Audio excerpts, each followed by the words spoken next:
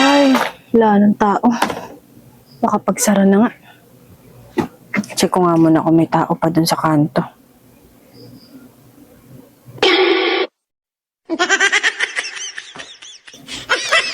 Sirahan na yun ah.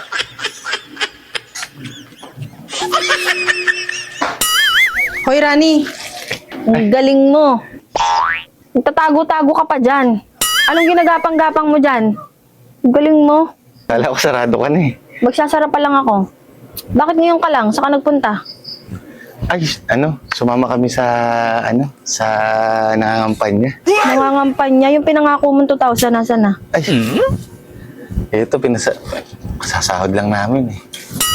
Yan, ganyan Rani, magbayad ka naman. Magkano ba utang ko? Okay. Okay. Nung oras na, boss ka pa, may kasama ka ba dyan?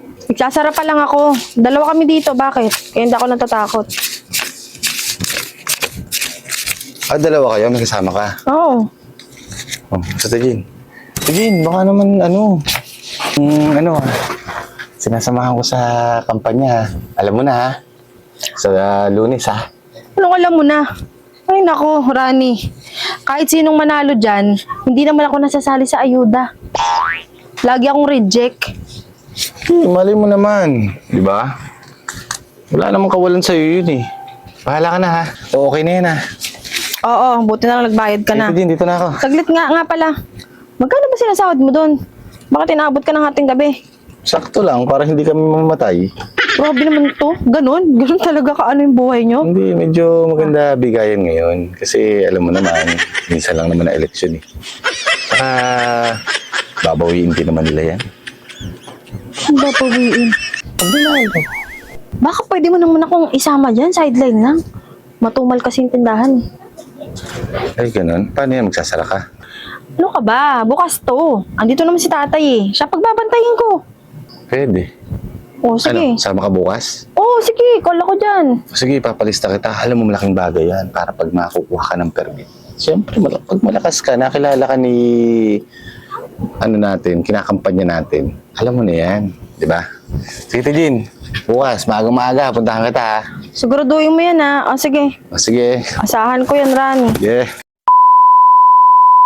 Ate Jane, good morning. Bumili nga ako ng Blanca. 14 lang. Ay nga pala, Marisol. Hindi mo ba nakita si Rani dyan? Kasi, tingnan mo, mag-uumaga na. Sabi niya kasi isasama niya ako dun sa sideline niya. Alin yung pangangampanya? Ay, oo. Sabi niya, malaki daw kitaan dun. Naku, Ate Jane, huwag ka nang umasa. Kanina pa sila umalis. At ang bali-balita, nagpupumilit ka daw sumama at gusto mo daw mong palakas kay Mayor. Sino sabi niyan, si Rani? Oh, Ate Jane, pati nga daw yung boto mo eh. Gusto mong ibenta eh, magkapera lang eh. Ang usapan namin, isasama niya ako sa sideline. Yung kape mo. Kaya amin si Rani, gan talaga, madaldal talaga yung bibig nun. Minsan talaga pasmado. Nakakain siguro ng maraming bitsin. Manda ka, Rani. Pinagkakalat mo pa dun? Manda ka talaga.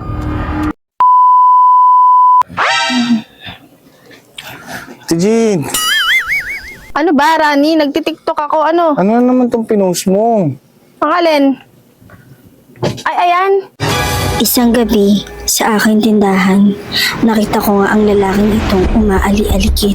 Panayang tago sa gilid, maya-maya ngay sinubukan niyang lumapit. Tahimik siyang naglakad papalapit ang lalaking ubod ng pangit. Pagtapat niya nga sa aking tindahan, dito nga nangyari ang hindi ko inaasahan. Siya'y pangiti-ngiti, tila nasisiraan, at ito nga ang mga sumunod nangyari. Siya'y nagtanong kung ilan kami sa tindahan. Dalawa kayo, may kasama ka. Oo. Sa Tijin. Ako'y nagulat nang siya ay may inabot. Ako'y kanyang inalok na iboto ang kanyang manok. Sa mga ganitong sitwasyon ay iwasan natin ipagbili ang ating karapatan, ang ating dignidad at ang ating boto. Piliin natin ang tamang taong maglilingkod sa ating bayan. Kung nagustuhan mo ang videong ito, please like and share! Oh, ano ngayon, Rani? Grabe ka naman. Natanggal tuloy ako sa line-up. Hindi na ako sinama. Ako grabe? Baka ikaw ang grabe. Di ba sabi mo pupuntahan mo ako dito, dadaanan mo ako, hindi mo ko binalikan? Kumpleto na kasi daw eh. Ngayon, pati ako natanggal dahil sa'yo. Kumpleto daw. Tsaka isa pa, napakatabil talaga ng bunganga mo eh. Pinagkakalat mo pa doon, nagbebenta ako ng botong. Kapal mo, hindi nga ako boboto eh. Siniseryoso lang nila yun, pero nagjo-joke lang ako. Ang sabihin mo, yung bunganga mo talaga yun. Pautangan mo na lang ako dyan ulit eh. Sige na, wala pa akong sahod eh. Sige na. Sige na. Manigas ka. Anak ka ng pu.